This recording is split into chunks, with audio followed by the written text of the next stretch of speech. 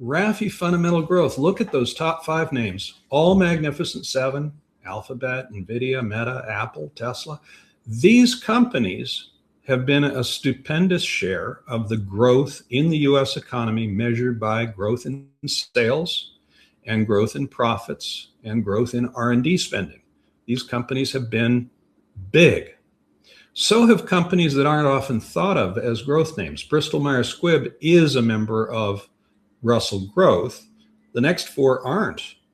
And yet the dollar magnitude of growth of those last 4 names that aren't in the Russell Growth Index, collectively, they comprise 10% of the total growth in the US economy in just 4 companies. Wow. Alphabet and NVIDIA each account for about the same individually. So yeah, those are growth companies, not just growth stocks. The Russell Growth Index includes 3 companies that don't make the cut for us: Microsoft, Amazon. What is going on there?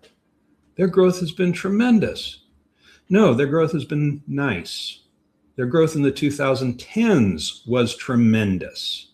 Their growth in the 2020s has been nice. And in terms of active weights, the biggest active weights are that we are underweight NVIDIA. Wow, that's interesting. Underweight Apple, and we're completely out of Amazon and Microsoft.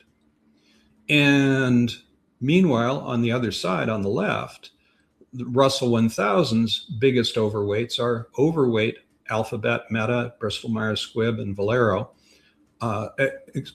Excuse me, we are overweight relative to Russell 1000. Sorry, I got that backwards. Alphabet, Meta, Bristol Myers, and Valero. Well, 2 of those names intuitively don't make any sense. The next 3, 4 after that, Marathon, Morgan Stanley, ConocoPhillips, JP Morgan Chase. People wouldn't think of those as growth companies, and yet they've been a very, very powerful contributor to economic growth over the last 3 to 5 years. So the surprise is in the non-overlap. And the other thing that's fascinating is Alphabet, 12% of our portfolio. Alphabet is 6% of Russell 1000 growth. Why the big difference? Because its actual observed growth has been tremendous. NVIDIA, its actual observed growth has been, in percentage terms, best of the bunch, just off the charts. But in dollar magnitude, it's coming off of a lower base. And so in terms of dollar magnitude, it's not been as big a growth engine as Alphabet. And it's been only modestly better than Meta or Apple. So the 2 portfolios rhyme. They look similar. But the differences are where it gets to be just fascinating. And those differences, as we know, led to massive outperformance in the past year. And the index has been live for most of that past year. How did we get our top 5 holdings and our top 5 exclusions? Top 5 holdings: Alphabet, cap weight growth 6.2%. For RAFI growth, 14%.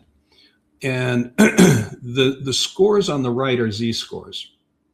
So Alphabet's sales growth has been more than 1 standard deviation faster than the average for the US stock market. Profitability growth, 0.7 T-statistic, a Z-score faster, which would be top quartile roughly. R&D growth, also roughly top quartile. The composite score, 0.81. Well, that's terrific. That's top quintile. And what we're looking for is companies that make it into that top quartile, top 25%. All 5 of these companies make it into the top 25%. The scores, the Z-scores, are based on percentage growth rates. The weighting is based on dollar magnitude of that growth. And so these companies have percentage growth rates that are in the top quartile and dollar magnitude growth that gives you that RAFI growth weight on the far left. The 5 biggest market cap exclusions, Microsoft and Amazon being vivid examples. Lilly, Visa, and MasterCard more in the 2% range. These companies, Microsoft has had sales growth that's very nice.